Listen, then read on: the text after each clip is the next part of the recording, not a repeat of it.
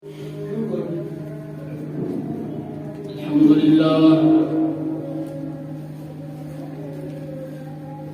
لله وحده والصلاة والسلام على من لا نبي بعده وعلى آله وأصحابه الذين أوفوا عهدا. أعوذ بالله من الشيطان الرجيم. بسم الله الرحمن الرحيم. إذ يقول لصاحبه لا تحزن إن الله معنا. وقال رسول الله صلى الله عليه وسلم ولو كنت متخذا خليلا لاتخذت أبا بكر خليلا. صدق الله وصدق رسوله النبي الأمي الكريم، ونحن على ذلك لمن الشاهدين والشاكرين والحمد لله رب العالمين. اللهم صل على محمد وعلى آل محمد كما صليت على إبراهيم وعلى آل إبراهيم إنك حميد مجيد. اللهم بارك على محمد وعلى آل محمد كما باركت على إبراهيم وعلى آل إبراهيم إنك حميد مجيد. معزز سامعین، یہ مہینہ جمادی الثانی کا مہینہ ہے اور اسلامی مہینوں میں ایک حیثیت رکھتا ہے، اہمیت رکھتا ہے. جس طرح رمضان المبارک کی فضیلت ہے، اسی طرح اس مہینے کی بھی فضیلت ہے. جس طرح محرم الحرام کے مہینے کی فضیلت ہے، اسی طرح اس جمادی الثانی کے مہینے کی بھی فضیلت ہے. اس مہینے میں خلیفہ بلا فصل اس امت کے عظیم صحابی حضرت ابو بکر صدیق رضی اللہ تعالی عنہ کی وفات ہوئی. 22 جمادی الثانی 13 ہجری کو صدیق اکبر رضی اللہ تعالی عنہ دنیا سے رخصت ہوئے. انبیاء کرام کے بعد اس امت میں جو سب سے زیادہ عظیم انسان ہیں، سب سے زیادہ فضیلت والے انسان ہیں، وہ ابو بکر صدیق رضی اللہ تعالی عنہ ہیں. اور مردوں میں سب سے پہلے اسلام قبول کرنے والے بھی ہیں. حضور علیہ الصلوۃ والسلام نے جب اعلان نبوت کیا، سارے مخالف ہو گئے. اپنی ہی برادری کے لوگ، رشتہ دار، عزیز و اقارب، پڑوس میں رہنے والے سب مخالف ہو گئے.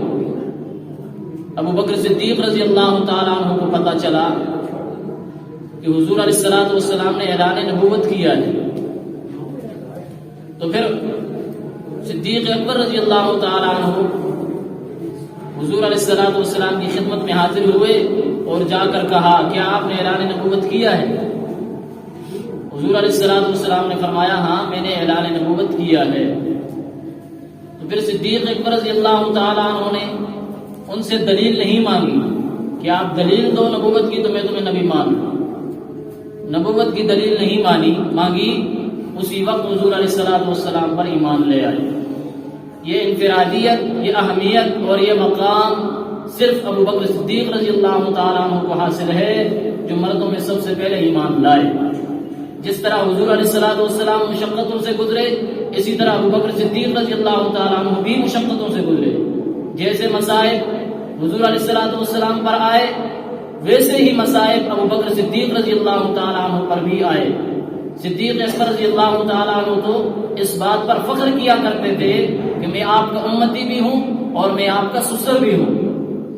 امتی ہونے کی بھی اور سسر ہونے کی بھی باقی لوگوں پر یہ فخر کیا کرتے تھے کہ یہ مقام، یہ انفرادیت مجھے حاصل ہے کہ میں حضور علیہ الصلوۃ والسلام کا سب سے پہلا امتی بھی ہوں اور میں ان کا سسر بھی ہوں، یہ میرے داماد بھی ہیں۔ صدیق اکبر رضی اللہ تعالیٰ عنہ کی جو سیرت ہے وہ آج ہمارے سامنے روز روشن کی طرح واضح ہے۔ جس طرح قرآن کریم کی ہدایت ہم سب کے لیے واضح ہے، اسی طرح ابوبکر صدیق رضی اللہ تعالیٰ عنہ کی سیرت بھی ہم سب کے لیے واضح ہے۔ صحابہ کرام رضوان اللہ علیہم اجمعین، تمام صحابہ کرام صدیق اکبر رضی اللہ تعالیٰ عنہ کو خوب جانتے تھے، اور ان کی خلافت میں صحابہ کرام رضوان اللہ علیہم اجمعین رہے۔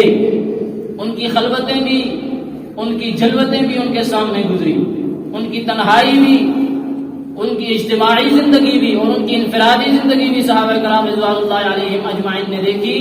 اور پھر صحابہ کرام کہا کرتے تھے ابوبکر صدیق کی راتوں کو بھی کوئی نہیں پہنچ سکتا، اور اسی طرح ابوبکر صدیق رضی اللہ عنہ کی جو عبادت ہے اسے بھی کوئی نہیں پہنچ سکتا۔ اللہ کے خوف کا اور اللہ کی خشیت کا یہ عالم تھا کہ صدیق اکبر رضی اللہ تعالی عنہ کبھی کبھی درختوں کے پتوں کو دیکھ کے فرمایا کرتے تھے کہ کاش کہ میں بھی درخت کا پتا ہوتا، میں انسان نہ ہوتا، میں درخت کا پتا ہوتا، درخت کے اوپر ہی میں سوکھ جاتا، پھر میرا رب ہوا بھیجتا اور وہ ہوا اس پتے کو اڑا کر ویرانوں میں پھینک دیتی، صحراؤں میں پھینک دیتی، اور پھر کسی جانور کا پاؤں میرے اوپر آ جاتا تو میرا نام و نشان بھی ختم ہو جاتا ہے۔ کاش میں انسان نہ ہوتا کہ میں اللہ کے سامنے جا کر حساب بھی دوں۔ جبکہ حضور علیہ الصلوۃ والسلام نے دنیاوی زندگی میں بشارت دے دی تھی یہ جنتی ہے۔ عشرۃ المبشرہ میں سب سے پہلا جس کا نام آتا ہے وہ ابوبکر صدیق رضی اللہ تعالی عنہ۔ خود سماعت فرمائی جنت کی بشارت، لیکن اللہ کے ڈر کا یہ عالم ہے۔ ایک مرتبہ حضرت عائشہ صدیقہ رضی اللہ عنہا رات کے وقت باہر نکلی، آسمان کی طرف نگاہ اٹھائی تو آسمان کے دامن میں تو ستارے ہیں، آسمان کا دامن ستاروں سے بھرا ہوا پایا۔ واپس جا کر حضور علیہ الصلوۃ والسلام سے کہا اللہ کے رسول میں آپ سے ایک سوال پوچھتی ہوں۔ حضور علیہ الصلوۃ والسلام نے فرمایا پوچھو، کیا سوال پوچھنا ہے؟ حضرت عائشہ رضی اللہ عنہا نے عرض کیا اللہ کے رسول کیا آپ کی امت میں کوئی ایسا خوش نصیب انسان ہے جس کی نیکیاں آسمان کے ستاروں سے زیادہ ہوں؟ حضور علیہ الصلوۃ والسلام نے فرمایا ہاں ایسا خوش نصیب انسان ہے، اور وہ عمر بن خطاب ہے جس کی نیکیوں کی تعداد کا مقابلہ آسمان کے تارے بھی نہیں کر سکتے، اتنی زیادہ ہے۔ پھر حضرت عائشہ رضی اللہ عنہا نے پوچھا وحسنات ابی، یہ تو آپ نے عمر بن خطاب کے بارے میں بتا دیا، ذرا میرے ابا حضور کے بارے میں بتاؤ۔ وحسنات ابی، میرے ابا حضور کی نیکیوں کا کیا عالم ہے؟ تو حضور علیہ الصلوۃ والسلام نے فرمایا آپ کے ابا کی نیکیوں کا یہ عالم ہے کہ انہوں نے جو 3 راتیں میرے ساتھ غار ثور میں گزاری تھی، عمر بن خطاب کی ساری زندگی کی عبادت ان 3 راتوں کا مقابلہ نہیں کر سکتی۔ ان 3 راتوں کا ثواب جو ابوبکر صدیق نے لیا ہے، حضرت عمر کی ساری زندگی کی عبادت، ریاضت، جہاد، فرائض، صدقات، خیرات سب مل کر بھی ابوبکر صدیق رضی اللہ عنہ کی ان 3 راتوں کا مقابلہ نہیں کر سکتے۔ اسی لیے بعد میں حضرت عمر رضی اللہ عنہ کہا کرتے تھے ابوبکر جو کچھ میرے پاس ہے سب کچھ لے لو، میری عبادات بھی، میری تلاوت بھی، میرا ذکر و اذکار بھی، میرا صدقہ و خیرات جو کچھ بھی ہے میرے پاس سب کچھ لے لو، وہ 3 راتیں مجھے دے دو۔ ابوبکر صدیق رضی اللہ عنہ فرمایا کرتے تھے عمر یہ تو اپنی عبادات مجھے دے رہا ہے، اگر ساری کائنات بھی مجھے دے دے، پوری دنیا سمیٹ کر لپیٹ کر ایک ہتھیلی میں رکھ کر مجھے دے دے تو بھی یہ سودا کرنے کے لیے میں تیار نہیں۔ یہ وہ موقع تھا جب صدیق اکبر رضی اللہ تعالی عنہ غار ثور میں بیٹھے ہیں اور حضور علیہ الصلوۃ والسلام کا سر مبارک ابوبکر صدیق رضی اللہ عنہ کی گود میں ہے۔ وہاں بیٹھے ہوئے تھے تو ابوبکر صدیق رضی اللہ تعالی عنہ کو خطرہ لاحق ہوا کہ اب ہمیں دیکھ لیا جائے گا، کفار ہمیں دیکھ لیں گے، حضور علیہ الصلوۃ والسلام نظر آ جائیں گے یا میں نظر آ جاؤں گا۔ ایک غار میں چھپ کر بیٹھے تھے تو حضور علیہ الصلوۃ والسلام کے الفاظ تھے اذ یقول لصاحبہ لا تحزن، جب وہ اپنے دوست سے کہہ رہا تھا لا تحزن، خوف نہ کر، غم کیوں کرتا ہے، ان اللہ معنا، ہم بظاہر یہاں 2 بیٹھے ہیں، تیسرا ہمارا رب بھی ہمارے ساتھ ہے، ان اللہ معنا، اللہ ہمارے ساتھ ہے تو ہمیں کس بات کا خوف ہوگا؟ ہمارا محافظ ہمارا اللہ، ہمارا نگہبان ہمارا اللہ، ہم کفار کا ڈر اپنے دل میں کیوں رکھے؟ میں اللہ کا نبی ہوں اور تو میری امت کا صدیق ہے، نبی اور صدیق مل کر بیٹھے ہیں، نبی اور صدیق کا خدا بھی ہے، ہم تنہا نہیں ہیں، اس اکیلے کی طاقت کا مقابلہ ساری دنیا کی طاقت مل کر بھی نہیں کر سکتی۔ اذ یقول لصاحبہ لا تحزن ان اللہ معنا۔ آج یہ عقیدہ اگر ہمارا بھی ہو جائے تو ہم وقت کے جنید بغدادی بن جائیں، وقت کے عبد القادر جیلانی بن جائیں، لیکن افسوس کی بات ہے، بڑے افسوس کی بات ہے، بڑے دکھ کی بات ہے کہ آج ہم اسوہ رسول سے بھی محروم ہیں، صحابہ کرام کی سیرت سے بھی ہم محروم ہیں۔ صدیق اکبر رضی اللہ تعالیٰ عنہ کی قربانیاں بھی ہمارے سامنے ہیں۔ آج ہم مال کی ہوس میں، مال کی لالچ میں سب کچھ سمیٹ رہے ہیں۔ صدیق اکبر رضی اللہ تعالیٰ عنہ سب کچھ قربان کر دیا کرتے تھے، کچھ بھی سنبھال کے نہیں رکھتے تھے۔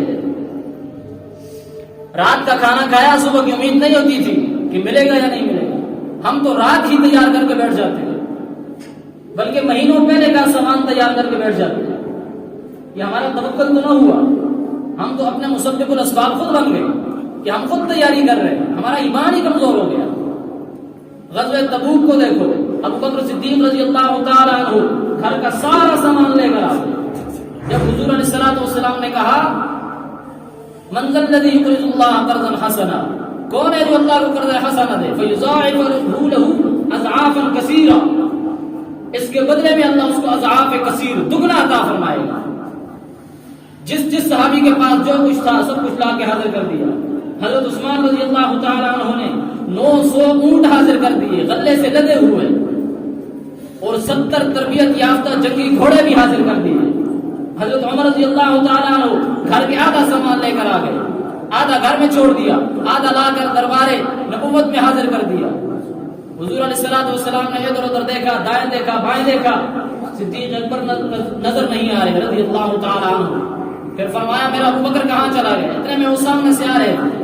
پھر حضور علیہ الصلوۃ والسلام نے فرمایا ہٹ جاؤ، راستہ دو، میرا دوست آ رہا، ابو بکر صدیق آ رہا ہے، اس کو آنے دو۔ ابو بکر صدیق رضی اللہ تعالیٰ عنہ قریب آئے، حضور علیہ الصلوۃ والسلام نے اپنے پہلو میں بٹھایا اور پھر سوال پوچھا، ابو بکر خیر کے کاموں میں تم سب سے آگے ہوا کرتے تھے، آج تاخیر کیوں ہو گئی؟ آج دیر سے کیوں آئے ہو؟ صدیق اکبر رضی اللہ تعالیٰ عنہ نے عرض کیا اللہ کے رسول مجھے تاخیر اس لیے ہو گئی کہ میں گھر کی دیواروں پہ ہاتھ پھیرتا رہا، گھر کی دیواروں پہ ہاتھ پھیرتا رہا۔ پھر حضور علیہ الصلوۃ والسلام نے فرمایا گھر کی دیواروں پہ کیوں ہاتھ پھیر رہا تھا؟ کہا اللہ کے رسول جو کچھ بھی میرے پاس تھا میں نے سب کچھ لے لیا تھا، میں گھر کی دیواروں کو بھی دیکھ رہا تھا، کوئی سوئی لٹکی ہوئی رہ نہ جائے، کوئی پن بھی لٹکا ہوا رہ نہ جائے جو یہاں حاضر ہونے سے معلوم ہو جائے۔ پھر حضور علیہ الصلوۃ والسلام نے فرمایا سب کچھ لے کے آ گیا؟ کہا ہاں اللہ کے رسول سب کچھ لے کے آ گیا۔ پھر حضور علیہ الصلوۃ والسلام نے ان کا بدن دیکھا تو بدن پر وہ کپڑا ہے جس کے بٹن بھی نہیں، بٹن نہیں تھے، کانٹے لگا رکھے تھے، ببول کے کانٹے، وہ لباس پہن رکھا ہے ابو بکر صدیق رضی اللہ عنہ۔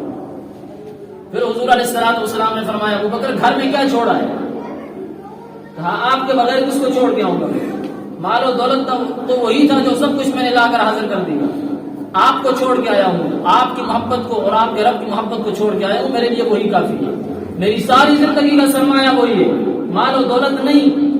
اس لیے کہ انہوں نے سن رکھا تھا الہاکم التکاثر حتی زرتم المقابر، مال و دولت کے پیچھے بھاگتے ہو، قبروں کی دیواروں کے ساتھ بھی جا کر ٹکرانا ہے، قبر کی دیواریں بھی وہاں پر تمہارا استقبال کریں گی۔ اس دنیا کی زندگی میں مفاد کو ترجیح نہیں دینی چاہیے۔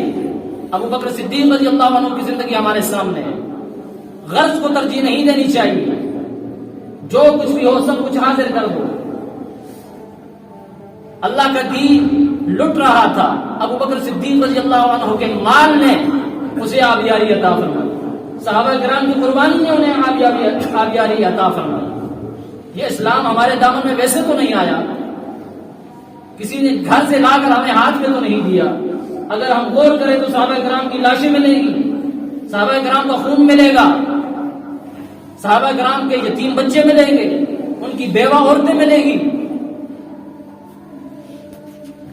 یہ دین اتنی آسانی سے ہمارے دامن میں نہیں آیا۔ صدیق اکبر رضی اللہ تعالیٰ عنہ بہت زیادہ قربانی کیا کرتے تھے۔ حضرت بلال حبشی رضی اللہ عنہ کو خریدا تھا جب غلام تھے، تو کفار نے دیکھا یہ بہت زیادہ مالدار ہے، شاید کوئی غرض ہوگی اس کو بلال سے، اس لیے آزاد کر دیا۔ پھر اللہ کا قرآن آیا ان کو جواب دینے کے لیے کفار کو کہ کوئی غرض نہیں ہے، الا ابتغاء وجہ ربہ الاعلی، یہ تو رب کی رضا تلاش کرتا ہے، یہ مفاد پرست نہیں ہے، خود غرض نہیں ہے، یہ اللہ کی رضا اور خوشنودی کی تلاش میں ہے۔ الا ابتغاء وجہ ربہ الاعلی ولسوف یرضی، کیوں تلاش کرتا ہے رب کی رضا کو؟ تاکہ وہ راضی ہو جائے۔ اللہ کو راضی کرنے کے لیے یہ لوگوں پر قربانی کر رہا ہے، لوگوں پر خرچ کر رہا ہے۔ صدیق اکبر رضی اللہ تعالیٰ عنہ مثالی انسان تھے، مثالی انسان تھے۔ کئی آیات ان کے حق میں اتری ہیں۔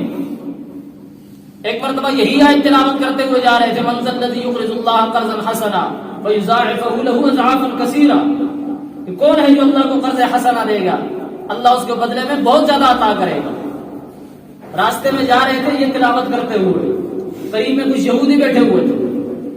یہودیوں نے کہا ادھر دیکھو، یہ کہتے ہیں ہمارا اللہ دیتا ہے، اب یہ کہہ رہے ہیں کہ اللہ قرضے مانگتا ہے، اب اس کا اللہ غریب ہو گیا، العیاذ باللہ۔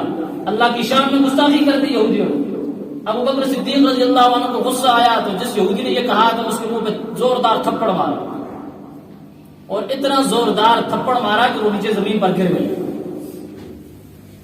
بعض علماء نے یہ توجیہ لکھی ہے یہاں پہ کہ شریف آدمی کو غصہ آتا نہیں ہے جلدی، لیکن جب آ جائے نا تو پھر لوگ زمین پر گرتے ہیں۔ صدیق اکبر رضی اللہ تعالیٰ عنہ کو غصہ آتا نہیں تھا، لیکن جب آتا تھا تو پھر پتہ چلتا تھا ہاں غصہ ہے۔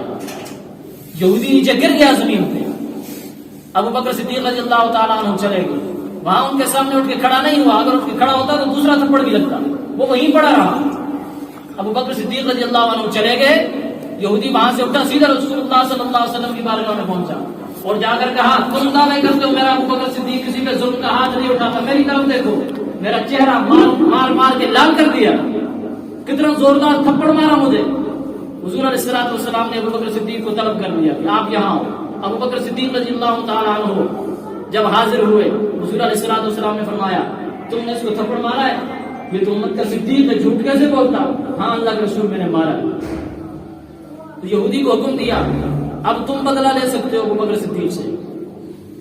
ابو بکر صدیق رضی اللہ عنہ بول پڑے اللہ کے رسول ذرا پوچھو تو صحیح میں نے مارا کیوں؟ میں اتنا ظالم تو نہیں کہ راستے میں جاتے جاتے کسی کو مار دوں، میں نے مارا کیوں؟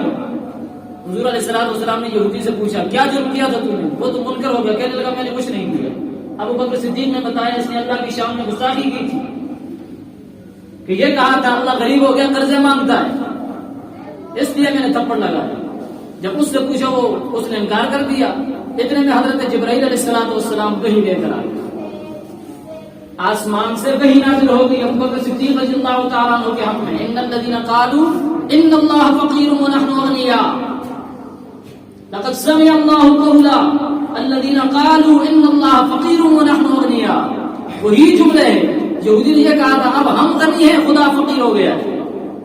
ابو بکر صدیق کو غصہ آ گیا، تو حضور علیہ السلام پر جب وحی نازل ہوئی تو اس کا مطلب یہی تھا لقد سمع اللہ قولا، اللہ نے وہ بات سنی ہے، الذین قالوا جو لوگ یہ کہہ رہے تھے ان اللہ فقیر، اللہ فقیر ہو گیا، ونحن اغنیاء ہم مالدار ہو گئے۔ ابو بکر صدیق رضی اللہ تعالیٰ عنہ کے حق میں قرآن کی آیت نازل ہوئی۔ یہ کوئی امت کا معمولی آدمی تو نہیں ہے، یہ غیر معمولی شخصیت ہے، غیر معمولی، اور غیر معمولی آدمی کی قدر نہیں ہوا کرتی، یہ دنیا والوں کی پہچان ہے، غیر معمولی آدمی کی قدر نہیں کرتے۔ غیر معمولی آدمی جب دنیا سے چلا جائے، تنہا چھوڑ کے جائے تو قدر پھر آتی ہے، لیکن اب اشتہائی کے عروج تک دنیا چل رہی ہے۔ آج اللہ والے ہمارے دامن میں موجود ہیں، اہل حق علماء ہمارے دامن میں موجود ہیں، یہی تو غیر معمولی لوگ ہیں جو ملتے نہیں ہیں، نایاب لوگ ہیں۔